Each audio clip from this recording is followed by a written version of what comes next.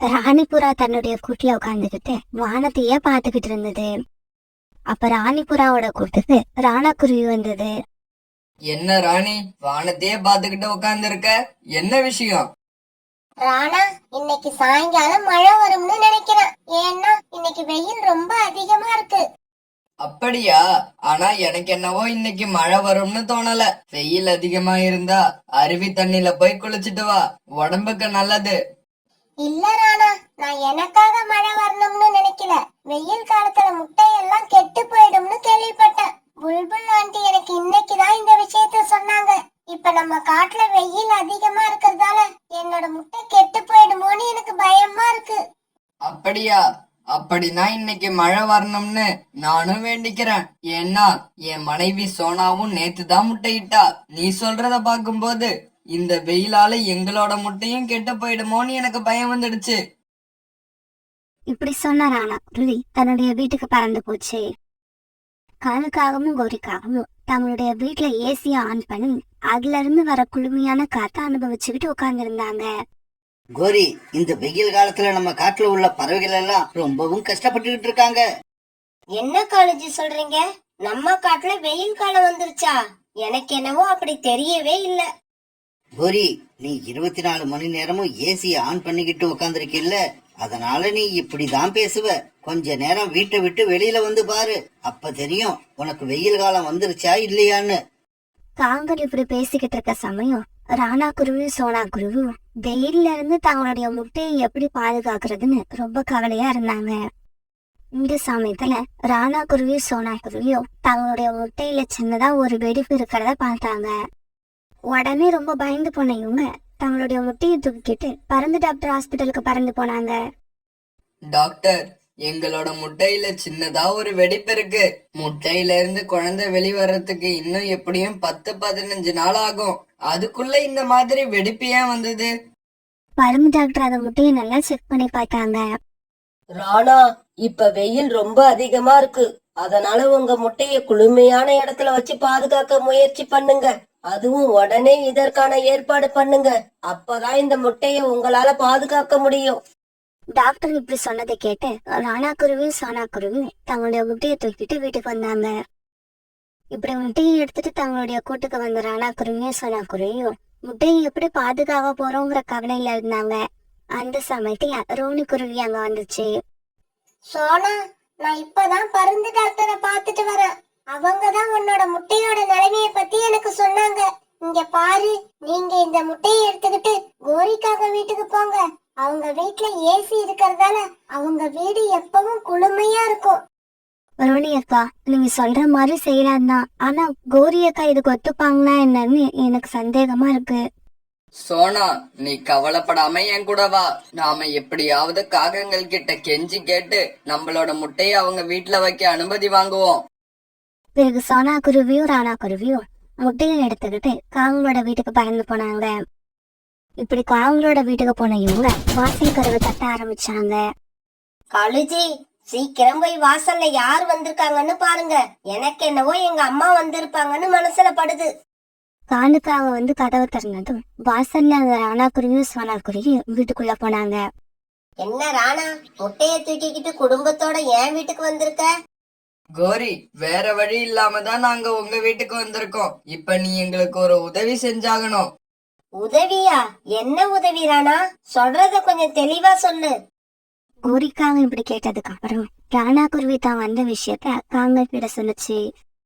இங்க பாருங்க, உங்க முட்டையை என்னால இங்க வச்சு பாதுகாக்க முடியாது. சீக்கிரமா முட்டையை எடுத்துக்கிட்டு இடத்த காலி பண்ணுங்க.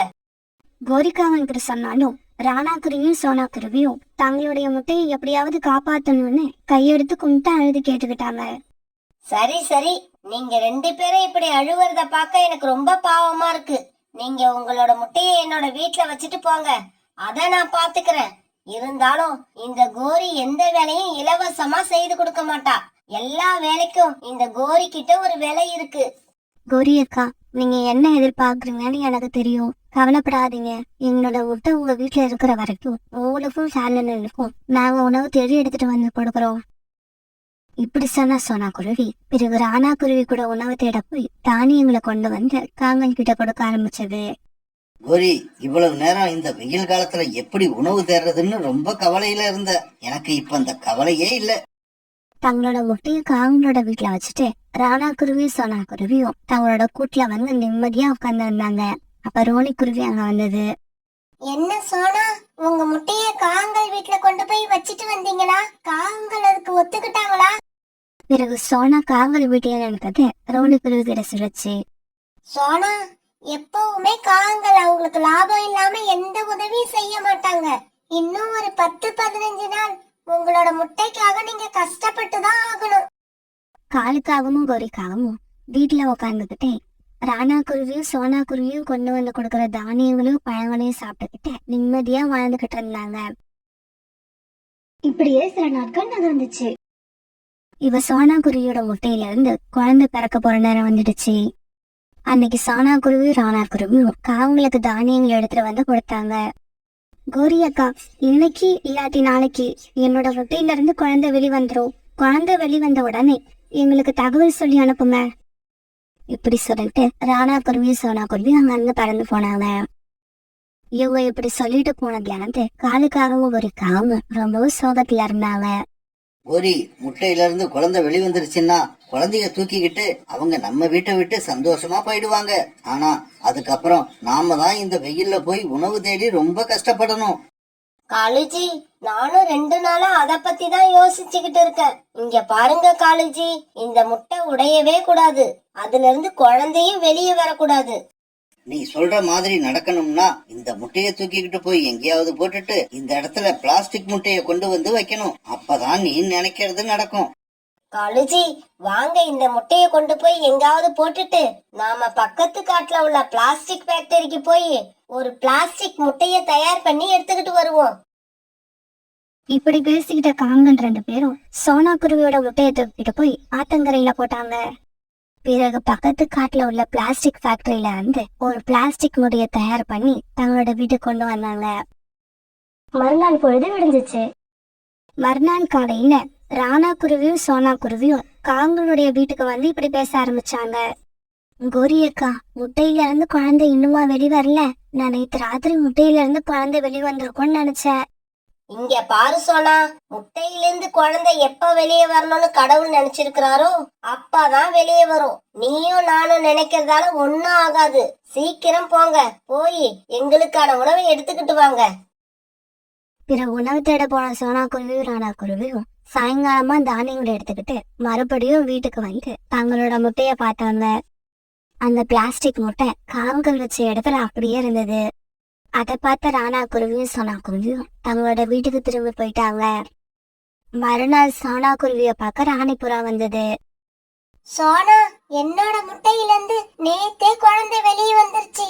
அநேகமா உங்களோட முட்டையிலிருந்து குழந்தை வெளியே வந்திருக்கும்னு நினைக்கிறேன். இல்ல ராணி, என்னோட முட்டையில இருந்து இன்னும் குழந்தை வெளி வரல. சோனா, எதுக்கும் நீங்க முட்டையை எடுத்துக்கிட்டு போய் மறுபடியும் டாக்டர்கிட்ட காட்டுங்க. அதுதான் நல்லது. இப்படி சொன்ன ராணிப்புறா பிறகு அவங்களோட பறந்து போயிடுச்சு. பிறகு கூட்டுக்கு வந்த ராணா குருவி கிட்ட ராணிப்புறாவுக்கு குழந்தை பிறந்த விஷயத்த சோனா குருவி சொல்லுச்சு. சோனா, எனக்கு இன்னும் ரொம்ப பயமா இருக்கு. வா, நாம உடனே போய் பருந்து டாக்டர் அழைச்சுக்கிட்டு வருவோம். இப்படி சொன்ன ராணா குருவியும் சோனா குருவியும் பிறகு பறந்து டாக்டர் அழைச்சிட்டு காங்களோட வீட்டுக்கு போனாங்க.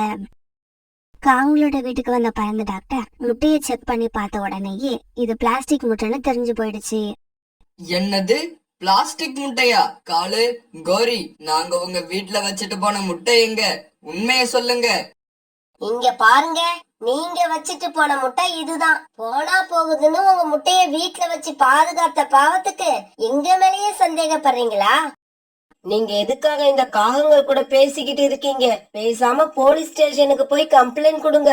அவங்க வந்தாதான் உண்மை உடனே வெளிவரும். போலீஸுங்கிற வார்த்தையை கேட்ட உடனேயே காலுக்காகத்துக்கு பயம் வந்துருச்சு. என்னது, போலீஸ்க்கு போக போறீங்களா?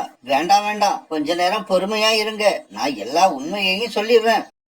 இப்படி சொன்ன காலுக்காகும் ஒரிஜினல் முட்டையை கொண்டு போய் ஆத்தங்கரையில வச்சுட்டு பிளாஸ்டிக் முட்டையை கொண்டு வந்து வீட்டுல வச்ச விஷயத்த எல்லாருக்கிட்டையும் சொல்லுச்சு. இங்க பாருங்க, நீங்க ஆத்தங்கரையில போய் முட்டை இருக்கான்னு பாருங்க. நான் போய் போலீஸ் ஸ்டேஷன்ல கம்ப்ளைண்ட் பண்ணி இந்த காகங்களை ஜெயில்ல போட ஏற்பாடு பண்றேன். பறந்தாக்டர் இப்படி சொல்லிட்டு போலீஸ் ஸ்டேஷனுக்கு பறந்து போக சோனா குருவியும் ராணா குருவியும் ஆத்தங்கரைக்கு பறந்து போய் தங்களுடைய முட்டைய தேடி பார்த்தாங்க. ஆனா அந்த ஆத்தங்கரையில இவங்க ரொம்ப நேரம் தேடி பார்த்தோம் இவங்களோட முட்டாக இல்ல. அதனால ராணா குருவியும் சோனா குருவியும் அழுதுகிட்ட என்ன செய்யுதுன்னு தெரியாம அங்கேயே உட்கார்ந்துருந்தாங்க. இவங்க இப்படி அழுதுகிட்டு இருக்கிறத பார்த்த ஒரு வயசான பறவை இவங்க கிட்ட வந்து என்ன ஏதுன்னு விசாரிக்க ஆரம்பிச்சது. உடனே சோனா குருவி நடந்தது எல்லாத்தையும் அழுதுகிட்டே அந்த பறவை கிட்ட சொல்லுச்சு. அழாதீங்க அழாதீங்க, உங்களோட குழந்தை எங்கேயும் போகல, என்கிட்டதான் இருக்கு. அழுகைய நிறுத்திட்டு என் கூட வாங்க. இப்படி சொன்ன அந்த வயதான பறவை ராணா குருவியும் சோனா குருவியும் கூப்பிட்டுக்கிட்டு தன்னுடைய வீட்டுக்கு போச்சு. கொஞ்ச நாளைக்கு முன்னாடி ஆத்தங்கரையில இந்த சின்ன குருவி குழந்தை தனியா நின்னு அழுதுகிட்டு இருந்தது. அத பார்த்து இறக்கப்பட்டு அதை என்னோட வீட்டுக்கு தூக்கிக்கிட்டு வந்தேன். இறக்கப்பட்டு தூக்கிக்கிட்டு வந்தேனே தவிர இதை எப்படி வளர்க்கறதுன்னு எனக்கு தெரியல. நல்ல வேலை இன்னைக்கு நான் உங்களை பார்த்துட்டேன். நீங்க உங்க குழந்தைய தூக்கிக்கிட்டு போகலாம். உங்களுக்கு எப்படி நன்றி சொல்றதுன்னே தெரியல. எங்களோட உயிர் இருக்கிற வரைக்கும் உங்களை மறக்கவே மாட்டோம். இப்படி சொன்ன ராணா குருவியும் சோனா குருவியும் குழந்தைய தூக்கிட்டு சந்தோஷமா தங்களோட கூட்டுக்கு பறந்து போனாங்க. இதே சமயத்துல காலுக்காகவும் கோரிக்காகவும் ஜெயில ரொம்பவும் கஷ்டத்தை அனுபவிச்சுக்கிட்டு இருந்தாங்க. இங்க பாருங்க, சாப்பாட்டா கொடுக்காம கற்களை கொடுத்தா அதை நாங்க எப்படி சாப்பிடுறது? ஒரு உயிர் மேல அக்கறையே இல்லாம குருவிகளோட முட்டைய கொண்டு போய் ஆத்தங்கரையில போட்ட உங்களுக்கு கற்களை சாப்பிட கொடுக்கறதே பெரிய விஷயம். குருவிகளை ஏமாத்தி அவங்க கிட்ட இருந்து விதவிதமான உணவு வகைகளை வாங்கி சாப்பிட்ட காலுக்காகவும் கோரிக்காகவும் இப்ப ரொம்பவும் கஷ்டப்பட்டு அழுதுகிட்டு இருந்தாங்க. அந்த காட்டுக்கு காலுக்காகவும் கோரிக்காகவும் அப்பதான் புதுசா வந்திருந்தாங்க. காலுஜி, இந்த காடு ரொம்பவும் அழகா இருக்குல்ல? காடு மட்டும் அழகா இருந்தா பத்தாது கோரி, இங்க இருக்கிற பறவைகள் வீட்டுல எல்லாம் நிறைய நகைகள் இருக்கணும். அதுக்கு அவங்க எல்லாம் பணக்காரவங்களா இருக்கணும். ஆமா காலுஜி, நீங்க சொல்ற மாதிரி இந்த காட்டுல உள்ள எல்லா பறவைகளும் பணக்காரங்களா இருந்தாதான் நாம செய்யற தொழிலுக்கு நல்லது. இப்படி பேசிக்கிட்ட காங்கள் அவங்க தங்கறதுக்காக ஒரு சின்ன வீட்டை கட்டிக்கிட்டாங்க. காலுஜி, இப்ப இந்த காட்டுல நம்ம என்ன வியாபாரம் ஆரம்பிக்கிறது? கோரி, சுண்டல் செய்யறது தான் ரொம்ப ஈஸி. அதனால நாம இந்த காட்டுல சுண்டல் வியாபாரத்தை ஆரம்பிப்போம். அப்படின்னா நம்ம சீக்கிரம் படுத்து தூங்குவோம். அப்பதான் காலையில எழுந்திருச்சு நான் சுண்டல் செஞ்சு கொடுத்தா நீங்க அதை எடுத்துக்கிட்டு வியாபாரத்துக்கு கிளம்புவீங்க. இப்படி பேசிக்கிட்ட காலுக்காகவும் கோரிக்காகவும் அப்படியே படுத்து தூங்க ஆரம்பிச்சாங்க. மறுநாள் பொழுது விடிஞ்சிச்சு. பிறகு காலுக்காகவும் அந்த காட்டுல சுண்டல் வியாபாரம் பண்ண ஆரம்பிச்சது. சுண்டல் சுண்டல், சூடான கொண்டக்கல்ல சுண்டல், சுண்டல் சுண்டல், சூடான கொண்டக்கல்ல சுண்டல். காலுக்காக இப்படி கத்திக்கிட்டே பறந்து போறத பார்த்த புறாவோட பையன் ராஜி காலுக்காகத்தோட வண்டி கிட்ட வந்தான். அங்கிள் அங்கிள், எனக்கு 10 ரூபாய்க்கு சுண்டல் கொடுங்க. இதோ இப்பவே கொடுக்கறேன் தம்பி. ஆமா, உங்க வீடு எந்த இடத்துல இருக்கு? அங்கிள், அதோ ஒரு புளிய மரம் தெரியுதுல்ல, அதுக்கு பின்னாடி தான் எங்க வீடு இருக்கு. இங்க பாருடா தம்பி, எனக்கு தனியா இருக்க போர் அடிக்குது. அதனாலதான் உன் கூட கொஞ்ச நேரம் பேசலாம்னு நினைச்சேன். உனக்கு ஒரு விஷயம் தெரியுமா? என்னோட மனைவிக்கு நான் ஒரு தங்க நெக்லஸ் வாங்கி கொடுத்தேன். அந்த மாதிரி ஒரு அழகான நெக்லஸ் இந்த காட்டுல யாருக்கிட்டயுமே இருக்காது. அங்கிள், அப்படி எல்லாம் கிடையாது. எங்க அம்மா வச்சிருக்கிற நெக்லஸ் கூட தான் அழகா இருக்கும். அப்படியா? உங்க அம்மாவும் தங்க நெக்லஸ் வச்சிருக்காங்களா? ஆமா, 2 வருஷத்துக்கு முன்னாடி தான் எங்க அப்பா வாங்கி கொடுத்தாரு. என்னோட மனைவி தூங்கும் போது நெக்லஸ கழட்டி அலமாரியில வச்சிருவா. உங்க அம்மாவும் அப்படிதானே? நாங்க படுத்து தூங்குற இடத்துல ஒரு பூந்தொட்டி இருக்கு. எங்க அம்மா ராத்திரி படுக்கிறப்ப நெக்லஸ கழட்டி அந்த பூந்தொட்டிக்குள்ள வச்சிடுவாங்க. ஏன்னா திருட வரவங்க அலமாரியில தான் பாப்பாங்க. விலை மதிப்புள்ள பொருட்கள் இந்த பூந்தொட்டிக்குள்ள இருக்கும்னு நினைக்க மாட்டாங்க. சூப்பர் சூப்பர் குட்டி பையா, உங்க அம்மாவோட ஐடியா ரொம்பவும் சூப்பரா இருக்கு. இதுக்கப்புறம் நாங்களும் அதையே ஃபாலோ பண்ணிக்கிறோம். இப்படி சொன்ன காலுக்காகவும் பிறகு ராஜிக்கு ஒரு பொட்டுல சுண்டலை எடுத்து கொடுத்தது. அங்கிள், இந்த விஷயத்தை வேற யார்கிட்டயும் சொல்லிடாதீங்க. ஏன்னா இது ரகசியமான விஷயம். ஓகேடா தம்பி, இந்த ரகசியத்தை நான் யாருக்கிட்டையும் சொல்ல மாட்டேன். அதே மாதிரி என்னோட மனைவி தங்க நெக்லஸ் வச்சிருக்க விஷயத்தையும் நீ யாருக்கிட்டையும் சொல்லிடாத. ஓகே அங்கிள், நானும் யார்கிட்டயும் சொல்ல மாட்டேன். இப்படி சொன்ன ராஜி பிறகு சுண்டல் எடுத்துக்கிட்டு அங்க இருந்து தன்னோட வீட்டுக்கு பறந்து போனான். பிறகு காலுக்காக தன்னோட சுண்டல் வண்டியை தள்ளிக்கிட்டு வீட்டுக்கு போச்சு. காலுஜி, என்ன இது இவ்வளவு சீக்கிரமா வந்துட்டீங்க? போன வேலை முடிஞ்சிருச்சு, அதனால சீக்கிரமா வந்துட்டேன். அப்படியா? அப்படின்னா இன்னைக்கு ராத்திரிக்கு யார் வீட்டுக்கு போக போறோம்? இன்னைக்கு ராத்திரி புறாவோட வீட்டுக்கு போக போறோம். கோரி, நீ அவங்க வீட்டுக்குள்ள போன உடனே நெக்லஸ தேடி எங்கேயும் அலைய தேவையில்லை. அவங்க வீட்டுல இருக்கிற ஒரு பூந்தொட்டிக்குள்ளதான் அந்த நெக்லஸ் இருக்கு. அதை எடுத்துக்கிட்டு உடனே வெளியில வந்துரு. காலுஜி, உங்களோட புத்திசாலித்தனத்தை நினைச்சா எனக்கு ரொம்ப பெருமையா இருக்கு. சின்ன குழந்தைங்க கிட்ட இருந்து எப்படிதான் எல்லா விஷயத்தையும் வாங்குறீங்கன்னே தெரியல. கோரி, இப்படி எல்லாம் விசாரிச்சாதான் நாம திருட போற இடத்துல எடுக்க வேண்டிய பொருளை எடுத்துக்கிட்டு சீக்கிரமா அந்த வீட்டை விட்டு வெளியில வர முடியும். பிறகு ராத்திரி ஆச்சு. ராணி, நான் வாசல் கதவை தாப்பாள் போட்டுட்டேன். நீ ஜன்னலை சாத்திரு. என்னங்க, ஜன்னலை முழுசா சாத்திட்டா உள்ள காத்தே வர மாட்டேங்குது. அதனால லேசா திறந்து வைக்கிறேன். இப்படி சொன்ன ராணி புறா பிறகு ஜன்னல் கதவை முழுசா மூடாம கொஞ்சமா இடம் விட்டு மூடி வச்சது. பிறகு அவங்க 3 பேரும் தங்களோட கூட்டுல படுத்து தூங்க ஆரம்பிச்சாங்க. பிறகு கொஞ்ச நேரம் கழிச்சு திறந்திருந்த ஜன்னல் வழியா கோரிக்காக தலையை நீட்டி பார்த்தது. எல்லாரும் நல்லா தூங்கிக்கிட்டு இருக்காங்க. சீக்கிரமா வேலையை முடிச்சிட்டு கிளம்பணும். இப்படி நினைச்ச கோரிக்காக புறாவோட வீட்டுக்குள்ள வந்துச்சு. இப்படி வந்த கோரிக்காக ரொம்பவும் ஈஸியா பூந்தொட்டிக்குள்ள மறைச்சு வச்சிருந்த நெக்லஸ வெளியில எடுத்துருச்சு. இப்படி நெக்லஸ் எடுத்த கோரிக்காக பிறகு வீட்டுக்கு வெளியில நின்னுகிட்டு இருந்த தன்னுடைய கணவர் காலுக்காகத்து கூட தன்னோட வீட்டை நோக்கி பறந்து போயிடுச்சு. மறுநாள் பொழுது விடிஞ்சிச்சு. என்னங்க, என்னங்க, எழுந்திருங்க. இந்த பூந்தொட்டிக்குள்ள வச்சிருந்த நெக்லஸ காணோம். நான் உனக்கு எத்தனையோ தடவை சொல்லியிருக்கேன் நெக்லஸ கைட்டி அலமாரிக்குள்ள வையின்னு. ஆனா நீ கேட்கவே இல்ல. எப்பவும் நெக்லஸ கைட்டி பூந்தொட்டிக்குள்ளவே வச்ச. இப்ப பாரு, நெக்லஸ் காணாம போயிடுச்சு. என்னங்க, என்னங்க, நெக்லஸ் அலமாரியில வைக்கிறத விட இந்த பூந்தொட்டியில வச்சா பாதுகாப்பா இருக்கும்னு நினைச்சேன். ஆனா திருட வந்த திருடனுக்கு நெக்லஸ் பூந்தொட்டிக்குள்ள இருக்கிறது எப்படி தெரியும்னு தான் எனக்கு ஆச்சரியமா இருக்கு. கோரி, அந்த நெக்லஸ எங்க வச்சிருக்க?